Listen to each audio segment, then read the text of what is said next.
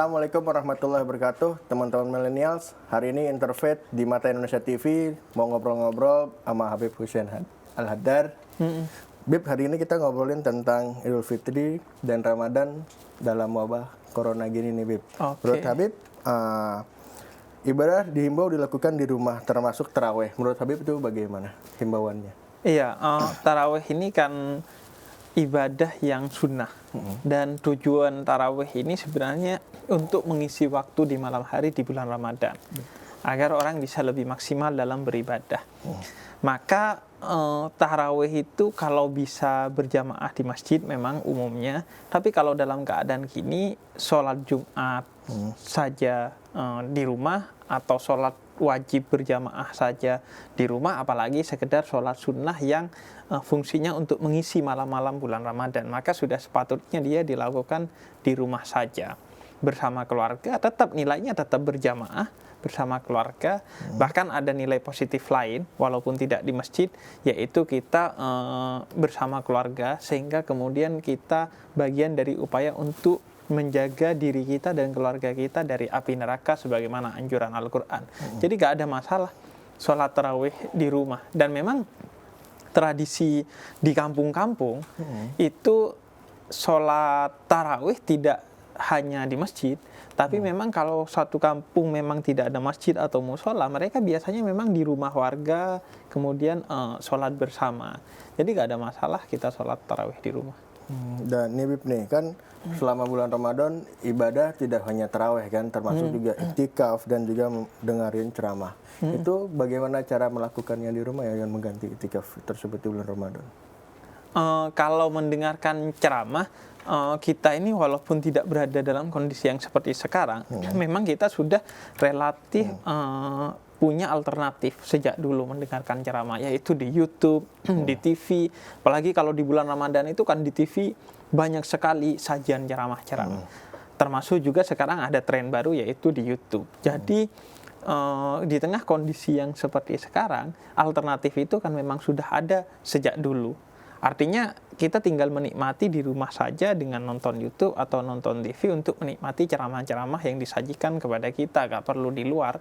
Karena memang apalagi sekarang kan jauh lebih banyak ceramah-ceramah itu disajikan di media sosial maupun TV gitu. Jadi memang enaknya justru di rumah saja. Gak ada yang perlu dipermasalahkan dalam hal ini gitu. Dan tentang pahala nih Bib, siapa sih orang yang nggak suka mendapatkan pahala gitu kan, apalagi di bulan Ramadan, bulan spesial gitu. Dan bagaimana pahalanya jika melakukan ibadah atau tarawih di rumah dengan ibadah di masjid? Oke. Dalam kondisi pandemi seperti sekarang, bisa jadi ibadah di rumah itu jauh lebih berpahala daripada ibadah di masjid. Karena kenapa? Karena ketika kita beribadah di rumah, berarti kita meminimalisir kemungkinan penyebaran pandemi ini kepada orang-orang yang ada di sekitar kita atau kepada diri kita sendiri dari penyebaran orang lain. Maka justru kalau kita ibadah di rumah itu berpahala tinggi. Yang di dalam hadis dikatakan pahalanya, kata Nabi, seperti pahalanya orang yang mati syahid. Dan dalam kondisi gini justru kalau kita beribadah di masjid itu justru bisa jadi membuat kita berdosa, karena akan menimbulkan madarat, yaitu efek negatif yang begitu besar, yang pada intinya, pada puncaknya adalah bisa membunuh orang lain kalau penyakit ini tersebar kepada orang-orang yang tidak memiliki imun yang baik. Sehingga justru niatnya cari pahala ke masjid, gak taunya dapat dosa gitu, karena menjadi penyebar penyakit. Karena apalagi ini cuman ibadah sunnah gitu, kayak tarawih dan lain sebagainya, yang wajib saja kalau dalam kondisi darurat di rumah aja, apalagi yang sunnah. Dan nih Bib nih, mengingat biasanya nih orang-orang Indonesia, muslim Indonesia kan kalau sholat tarawih biasanya pada ke masjid nih Bib. Dan hari ini dengan pandemi seperti ini, ada nggak sih syarat dan ketentuannya sholat tarawih di rumah? Iya. Pertama, sholat tarawih itu nggak mesti berjamaah. Jadi kalaupun kita itu jomblo gitu sendiri di kosan, sholat tarawih ya nggak apa-apa, nggak apa-apa sholat sendiri gitu. kalau di rumah, memangnya di rumah satu orang, kan nggak ada keluarga kita. Jadi sholat tarawih di rumah bersama keluarga, nggak ada masalah. Ada syarat itu misal berapa rakaatnya, Bib, atau bagaimana, minimal paling dikit atau paling banyak gitu? Enggak, kalau soal kalau di rumah kemudian berbeda dengan di masjid jumlah rakaatnya, enggak, sesuai dengan disamakan saja dengan di masjid. Kalau kita biasa di masjid dengan 11 rakaat, 8 rakaat tarawih, 3 rakaat witir, maka ya dilakukan sama. Atau kalau dengan rakaat-rakaat yang lain, sesuai dengan bagaimana kebiasaan kita, tetap saja dilakukan di rumah. Amalan-amalan lainnya juga tetap saja dilakukan, hanya beda tempatnya saja. Kalau awalnya di masjid, sekarang menjadi di rumah. Kalau setelah tarawih biasanya baca sholawatan atau berzikir, ya tetap berzikir, bersalawat bersama keluarga di rumah atau sendiri di kosan gitu. Kalau kondisi Anda benar-benar jomblo gitu di kosan. Mungkin camper sekali para jomblo. Jadi gitu. Dan kan bukan masalah sih, kan biasanya umat Islam di Indonesia itu mengenal iktikaf di 10 akhir Ramadan. Dan menurut Habib, definisi iktikaf itu apa ya? Iya, sebenarnya iktikaf itu artinya dalam bahasa Arab mengurung diri, mengkarantina kalau bahasa sekarang itu kan lagi populer. Mengurung diri di masjid. Di masjid selama 10 hari terakhir di bulan Ramadan. Apa yang dilakukan di masjid? Yang pertama adalah sholat sunnah. Yang kedua berzikir. Yang ketiga membaca Al-Quran. Dan yang keempat memikirkan dosa-dosa kita untuk kemudian kita taubatkan di malam itu. Jadi kita mendekatkan diri kepada Allah secara maksimal di masjid dalam 10 hari terakhir di bulan Ramadan. Kenapa 10 hari terakhir di bulan Ramadan? Karena untuk memburu yang namanya malam Lailatul Qadar, malam yang sangat mulia, yang di Al-Quran dikatakan sama nilainya dengan malam 1000 bulan. Makanya di 10 malam terakhir kita beriktikaf di masjid, mengikuti sunnahnya Nabi Muhammad SAW.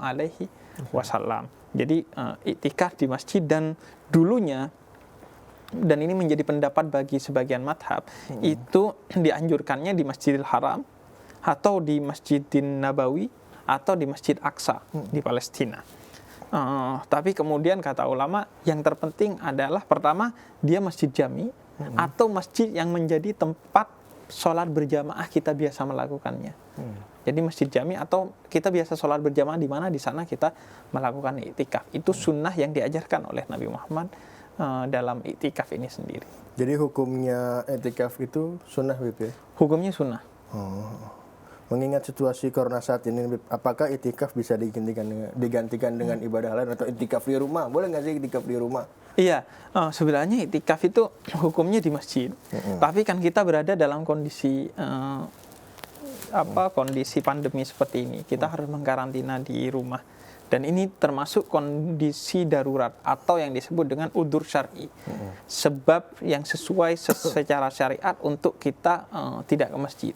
Maka kalaupun itu tidak sesuai dengan syarat iktikaf, maka kita tetap melakukan iktikaf tapi di rumah saja, tapi tetap melakukan semua ibadah-ibadah. Karena intinya iktikaf itu satu, mendekatkan diri kepada Allah, yang kedua memburu malam Lailatul Qadar. Jangan sampai di malam Lailatul Qadar kita melakukan hal-hal yang buruk atau minimal hal-hal yang tidak bermanfaat, jangan sampai.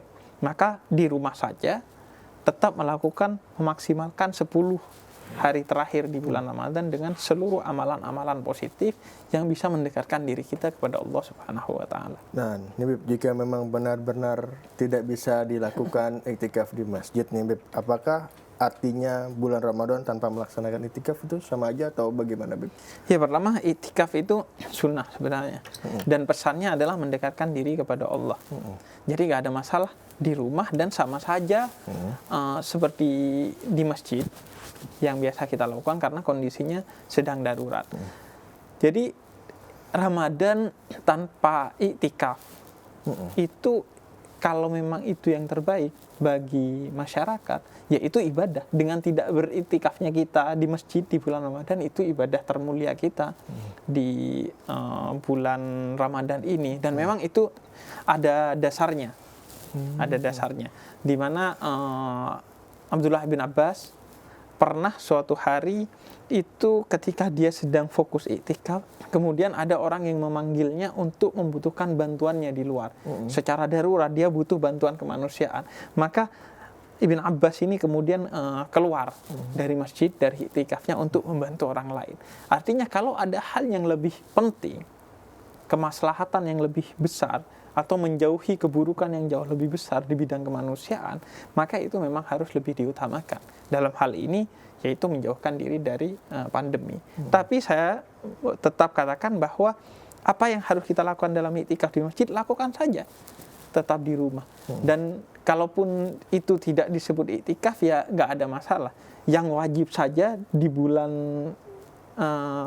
di mana kita ada pandemi corona ini saja, silahkan ditinggalkan, wajib ditinggalkan, malah apalagi sekedar yang sunnah seperti ini. Dan jangan menggantungkan keindahan Ramadan, kebesaran pahala Ramadan kita dengan harus buka puasa bersama, harus iktikaf, harus tarawih, enggak. Karena pada intinya agama itu soal hati. Walaupun kita di rumah, maksimalkan untuk ibadah sama artinya dengan ibadah di luar, di masjid dan lain sebagainya. Ngomongin tentang iktikaf kan rata-rata orang Indonesia mau mendapatkan malam Lailatul Qadar. Menurut Habib dan menurut Islam itu apa sih ciri-ciri malam Lailatul Qadar seperti itu? Iya, banyak ciri yang dijelaskan dalam berbagai riwayat tentang malam Lailatul Qadar. Bahkan untuk waktunya saja banyak pendapat. Tapi yang masyhur, yang populer pendapatnya adalah di malam-malam ganjil, di 10 hari di bulan Ramadan. Kemudian biasanya dicirikan bahwa malam itu begitu syahdu, paginya juga begitu terang benderang dan lain sebagainya. Tapi intinya bukan itu. Kita bukan menjadi seorang mukmin atau muslim yang hanya mau taat secara maksimal di malam-malam tertentu saja, enggak. Kita dididik untuk setiap waktu dan setiap tempat kita maksimalkan untuk ibadah kepada Allah Subhanahu wa taala. Jadi itu jadikan saja sebagai bonus malam Lailatul Qadar, tapi hendaknya seluruh malam kita di bulan Ramadan itu dimaksimalkan dalam ibadah.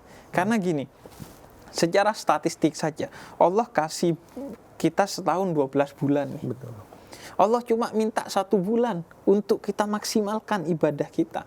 Malamnya kita maksimalkan. Tetap tidur, tapi kata Allah coba maksimalkan untuk ibadah. Masa kita gak ngasih sih? Udah dikasih 11 bulan gitu sama Allah. Ya kasihlah yang 1 bulan ini untuk benar-benar memaksimalkan. Kalaupun gak bisa maksimal selama 11 bulan, kasihlah 10 hari terakhir kata Allah. Untuk Allah kamu beribadah secara maksimal. Nggak bisa nih 10 hari terakhir di bulan Ramadan. Kasihlah 5 hari di malam-malam ganjilnya saja untuk kita bermunajat kepada Allah dan memaksimalkan ibadah kita kepada Allah. Habib, ini menurut Habib nuzulul Quran dan Lailatul Qadar berbeda atau tidak maknanya? Iya, beda. Kalau nuzulul Quran itu malam turunnya Al-Quran di malam ke-17 di bulan Ramadan. Kalau Lailatul Qadar itu malam yang dipilih oleh Allah. Untuk apa? Untuk kita memaksimalkan ibadah kita yang diganja dengan malam 1000 bulan. Oh iya betul. Dan malam nuzulul Quran itu malamnya diturunkannya Al-Quran ke bumi atau diturunkan ke Nabi Muhammad Al-Quran itu? Bentuknya atau bagaimana, Habib? Iya, itu malam Lailatul Qadar juga disebut malam diturunkannya Al-Quran. Dalam artian diturunkannya secara batin dia ke Nabi Muhammad. Kalau secara mushaf atau secara ayat-ayatnya itu kan diturunkan secara bertahap sesuai dengan kondisi-kondisi. Bahkan biasanya ada asbabun nuzulnya, ada sebab-sebab turunnya Al-Quran di setiap ayat tersebut. Oh, berarti setiap ayat itu banyak makna, Habib ya?